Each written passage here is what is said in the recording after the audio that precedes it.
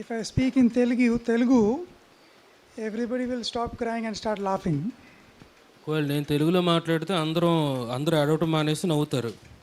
So I'll speak in English and brother will help us in translation. మరి అన్న ఇంగ్లీష్లో మాట్లాడతారు, నేను తెలుగులో చెప్తాను. So I am his eldest son, Emmanuel. మరి నేను నా పేరు ఇమ్మానియేలు, జేసీ రావు గారి పెద్ద కుమారుడిని. And Titus is after me, is the brother after me. ఆ టైటస్ గారు ఉన్నారు, ఆయన రెండో ఆయన. And Joshua, my youngest brother, is on the way. మరి మా చిన్న తమ్ముడు జాషువా గారు మార్గంలో ఉన్నారు. And brother Daniel is also on the way. Sometime he'll reach. మరి డానీ కూడా మార్గంలో ఉన్నారు, కాసేపులో ఆయన వస్తారు ఇక్కడికి. And my sister Hepzibah is in Hyderabad. మా సహోదరి హెప్సిబా గారు హైదరాబాద్లో ఉన్నారు. And and we travel a lot. మరి మేము ఎక్కువగా ప్రయాణిస్తుంటాం. But none of us can beat Daddy in the travels. మరి మా తండ్రి గారు ప్రయాణించేంత ప్రయాణం మేము ఎవరు చేయలేం. Because he is coming one day and the next day is packing and then going somewhere else. మరి ఒక రోజు ఇంటికి వస్తారు, మరుసటి రోజే వేరే చోటుకి ప్రయాణం వెళ్ళిపోతుంటారు. It is very difficult to keep track as to when he is coming and when he is going. ఆయన ఎప్పుడు వస్తారు, ఎప్పుడు వెళ్తారు, అదంతా గమనించడం చాలా కష్టం. So and in one of his trips he is now here. మరి ఈ ప్రయాణాల్లో ఒకసారి ఒక ట్రిప్లో ఆయన వైజాగ్ వచ్చారు. In this last trip on this planet. మరి ఇదే మరి ఆఖరి ప్రయాణం ట్రిప్ ఆయనకి. I came to Visakhapatnam with my atta, his sister, some years ago. మరి కొన్ని సంవత్సరాల క్రితం మా అత్తగారు అంటే ఆయన యొక్క చెల్లెలతో పాటు వైజాగ్ వచ్చాను. And after that I'm coming here for the first time for this occasion. మరి ఆ తర్వాత మళ్ళీ ఈ సందర్భం కోసం ఇక్కడికి రావటం. So as they say, God's ways are mysterious. మరి దేవుని మార్గాలు మరి ఆశ్చర్యం కల్పిస్తుంటాయి. And before I start, I'd like to thank all the elders, brothers, and all of you for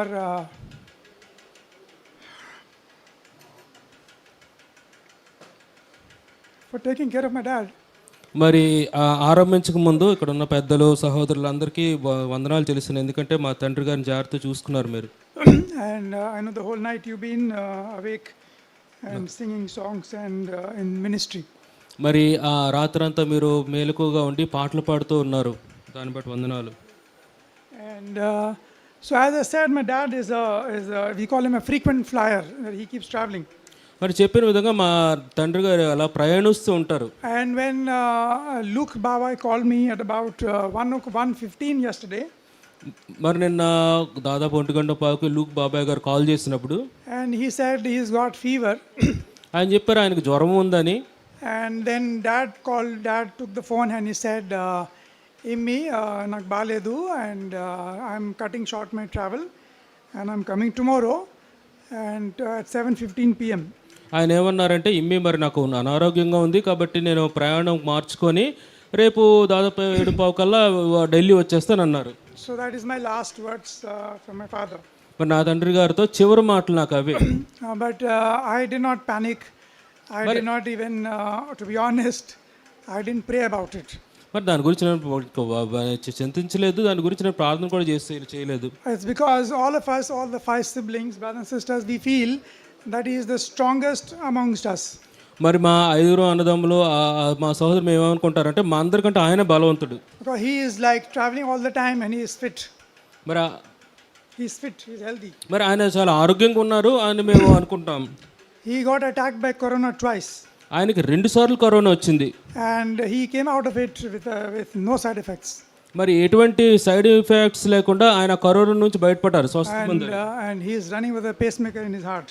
ఆయన హృదయం మరి గుండె దగ్గర పేస్ మేకర్ కూడా పెట్టారు. And he is very active. ఆయన చాలా మరి చురుగ్గా ఉండే వ్యక్తి. Except for his weight, which becomes a little difficult for him to move, the rest of him and his voice, you all know, is very strong and powerful. మరి మీ అందరికీ తెలుసు, కొద్దిగా బరువు ఉన్నారు, కొద్దిగా నడవటం కష్టం, కానీ ఆయన స్వరము అది ఎంత పెద్దదో మీ అందరికీ తెలుసు. So a lot of people say that I look like him. చాలా మంది అంటారు నేను ఆయనలాగా ఉంటానని. But his voice we have not inherited. కానీ ఆయన స్వరం అయితే రాలేదు నాకు. So my voice is like, as you can hear, the way it is. మరి ఇప్పుడు మీరు వింటున్నట్టే నా స్వరం ఇలా ఉంటుంది.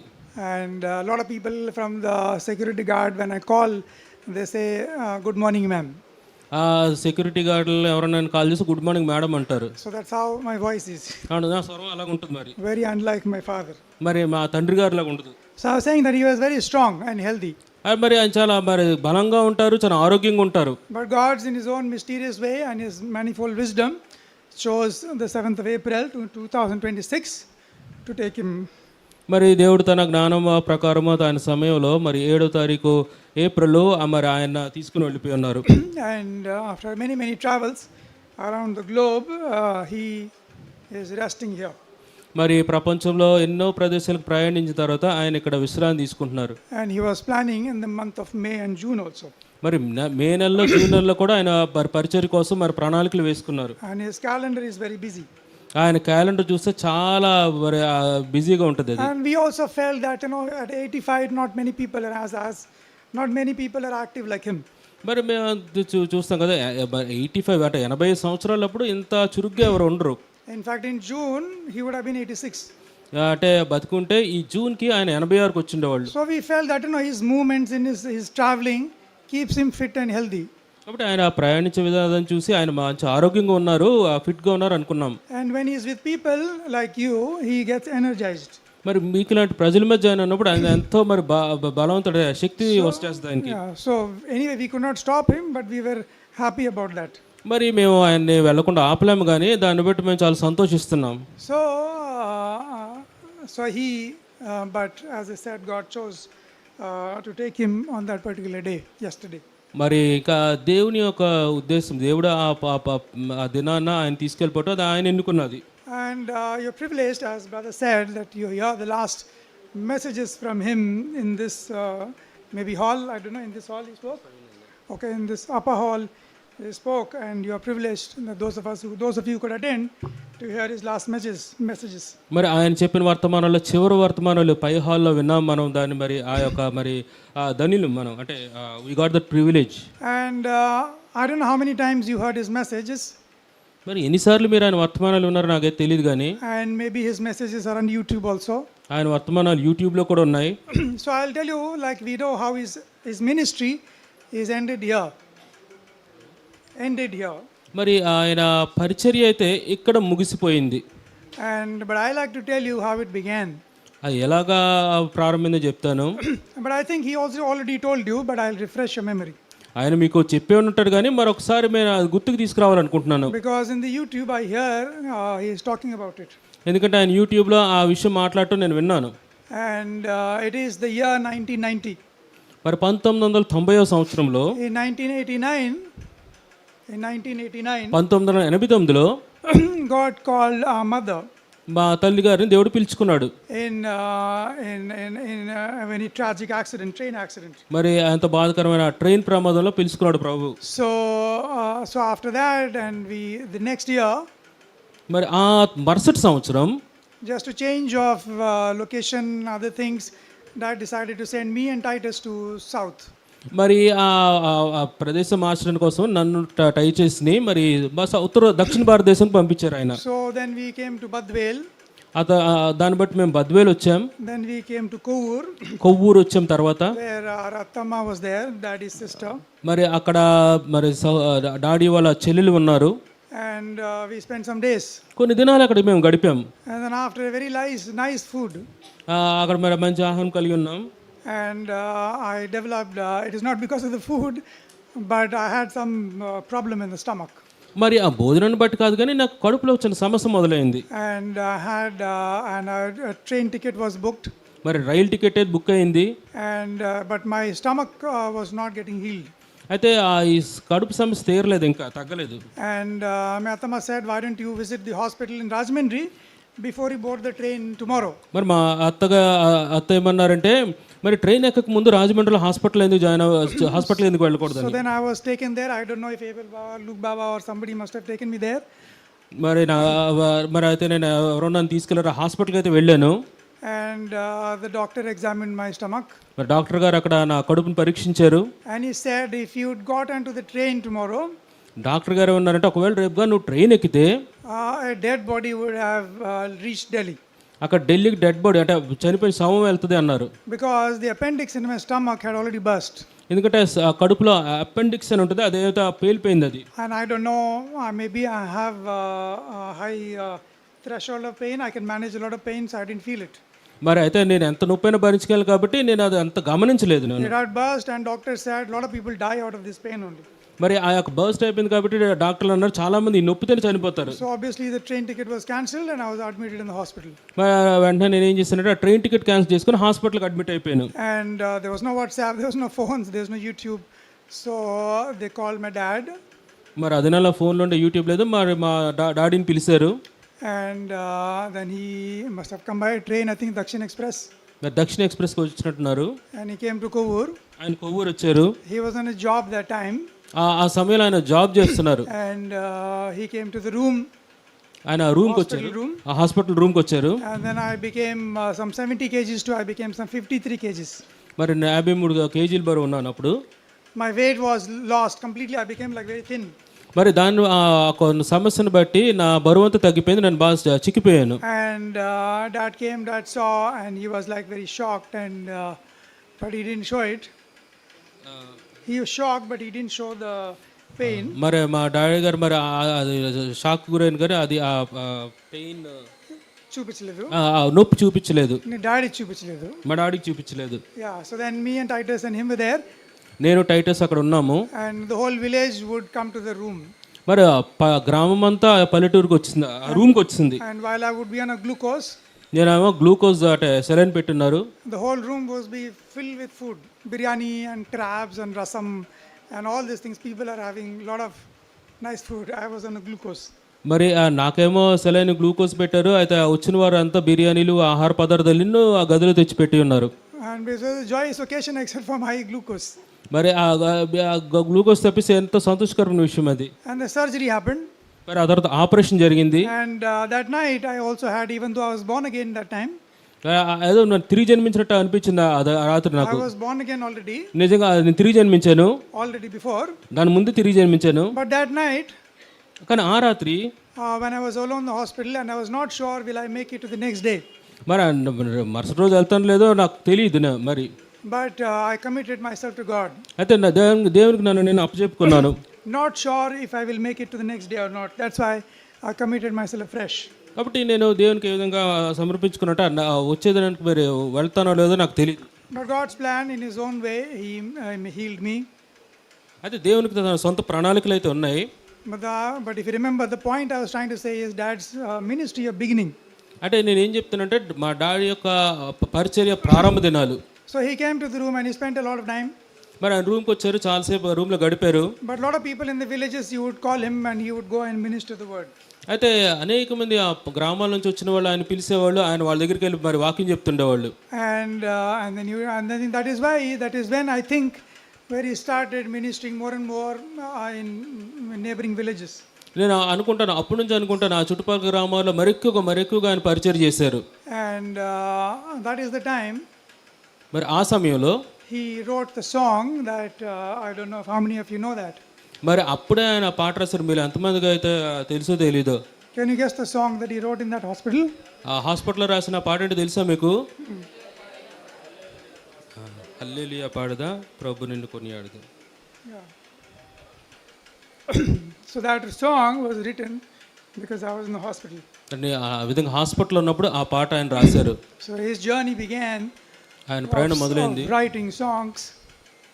మరి ఆ విధంగా ఆయన పాటలు రాస్తూ ఆయన ఒక ప్రయాణం ఆరంభమైంది. And then beginning to share word in many places. మరి ఆ విధంగా ఆ సందర్భం నుంచి ఆ వేరు ప్రదేశాల్లో వాక్యాన్ని పంచుకోవడం అనేది ఆయన మొదలుపెట్టారు. When I was in the hospital for 1 month, which means that he was ministering throughout that 1 month. మరి ఒక నెల రోజులు హాస్పిటల్లో ఉన్నాను. ఆ నెల రోజులు ఆ చుట్టుపక్కల ప్రదేశాలంతా ఆయన వాక్యం చెప్తుండేవాళ్ళు. And when he came back to Delhi, ఆ తర్వాత ఢిల్లీకి వచ్చిన తర్వాత after some time, కొంతకాలం అయిన తర్వాత, and we were all studying in college. అప్పుడు మేమంతా కాలేజీలో చదువుకుంటున్నాం. None of us were working seriously. None of us didn't have a proper job. మరి మాకు అక్కడ సరైన ఉద్యోగాలు లేవు, సరిగా జాబ్ చేయట్లేదు మేము అప్పుడు. We were studying. మేమంతా చదువుకుంటున్నాం. And Dad came one evening. ఒకరోజు సాయంత్రం డాడీ వచ్చారు. And he said, I have resigned. ఆయన అన్నారు నేను ఉద్యోగాన్ని రిజైన్ చేస్తానన్నారు. I think Luke Baba was there that evening in our house. ఆ సాయంత్రం పూట ఒక సహోదరుడు కూడా ఉన్నారు. And I remember that, and he hugged. I think Luke Baba hugged Dad. దానిలో లూక్ బావ కూడా ఆయన మా డాడీని ఎంతో హత్తుకున్నారు ఆ సాయంత్రం. So that is how his ministry began. ఆ విధంగా ఆయన పరిచయం మొదలైంది. He resigned his job in faith, not knowing what is going to happen, how is his 5 children going to manage their lives. మరి భవిష్యత్తు ఏమవుదో, 5 పిల్లలు ఏ విధంగా పెరుగుతారో ఏం ఆలోచించకుండా విశ్వాసం మీద ఆధారపడి ఆయన ఉద్యోగాన్ని విడిచిపెట్టారు. But I think God honored his faith. దేవుడు ఆయన ఒక విశ్వాసాన్ని గణపరిచారు. And God blessed all of us. దేవుడు మా అందరిని ఆశీర్వదించాడు. Now I only seek that you would continue to pray for us.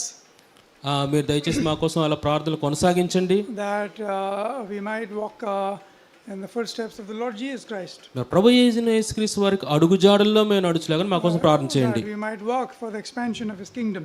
ఆయన రాజ్య విస్తరణ నిమిత్తం మేము ఆ విధంగా పనిచేయలాగా ప్రార్థన చేయండి. And even this 2-3 days.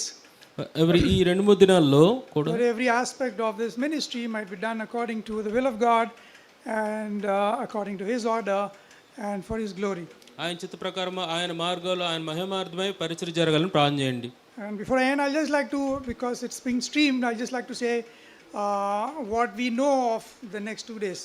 మరి ఏం చెప్తున్నట్టే ఏం జరుగుతుందో వచ్చే 2 దినాల్లో మాకు, Because many people are asking and very sincerely what is going to happen. ఎందుకంటే అనేకమైన ఎంతోమంది అడుగుతున్నారు వచ్చే 2 దినాల్లో ఎక్కడ ఉంటారు ఏమిటి అని, ఏ ప్రోగ్రామ్స్ అని అడుగుతున్నారు. First I'd like to apologize for the time we took last night to arrive at the decision to go to Hebron and then to Delhi. మరి గత రాత్రి మరి ఒక నిర్ణయం తీసుకోవడంలో కొద్దిగా జాప్యం జరిగింది. అంటే హైదరాబాద్ వెళ్ళాలి, ఆ తర్వాత ఢిల్లీ వెళ్ళాలి, దాని విషయం జాప్యం జరిగింది, కొద్దిగా క్షమించండి. So after the 5 of us, the brothers and sisters, we discussed and then prayed. మరి we arrived at this thing. మరి మా సహోదరులు సహోదరి మేము ప్రార్థన చేసిన తర్వాత ఈ నిర్ణయానికి వచ్చిన్నాం. So I'd like to thank you for the patience that you have shown for that. మరి మీరు మా కోసం చూపించిన ఓర్పుని బట్టి మీకు వందనాలు. So I'll tell you what I know and then maybe brothers can give more details. మరి సహోదరులు ఇంకా మీకు ఎక్కువ విషయాలు చెప్తారు, డీటెయిల్స్ ఇస్తారు. That we are aiming to take, I'll just tell you, I don't like the word body. మరి మేము తీసుకెళ్ళాలనుకుంటే, అంటే బాడీ అంటే నాకు ఇష్టం లేదు. I don't know, that's my personal thinking. Maybe you can call him the mortal remains of my father. మరి మా తండ్రి గారి భౌతిక ఖాయమని అంటున్నాం. That we take them to Hebron, to Hyderabad in the evening flight. మరి ఈవినింగ్ ఫ్లైట్లో హైదరాబాద్ హెబ్రోన్ తీసుకెళ్తాం. And those arrangements are being made to make them happen. మరి దానికోసం ఏర్పాట్లు జరుగుతున్నాయి. And whenever it reaches maybe 9:30 approximate to that is when people in Hebron can have a chance to see him and also have a service from tonight onwards. మరి ఒక 9:30 ఆ టైంలో హెబ్రోన్కి వెళ్ళిన తర్వాత అక్కడ ఉన్న ప్రజలకు, విశ్వాసులు కూడా చూడడానికి, అక్కడ కూడా సర్వీస్ జరగడానికి మరి అవకాశం ఉంటుంది. And the whole of tomorrow also. మరి రేపంతా అక్కడ హెబ్రోన్లోనే ఉంటారు. And then Friday till afternoon. మరి శుక్రవారం కూడా మధ్యాహ్నం దాకా హెబ్రోన్లోనే ఉంటారు. And the evening flight has not been booked yet. Once we book the exact flight details, then we will know when we have to move the mortal remains from the compound to the airport. So we don't know the exact flight details as of now. మరి హెబ్రోన్ నుంచి ఢిల్లీకి వెళ్ళే ఆ flight ఇంకా book అవ్వలేదు, దాని exact details అయితే తెలియదు.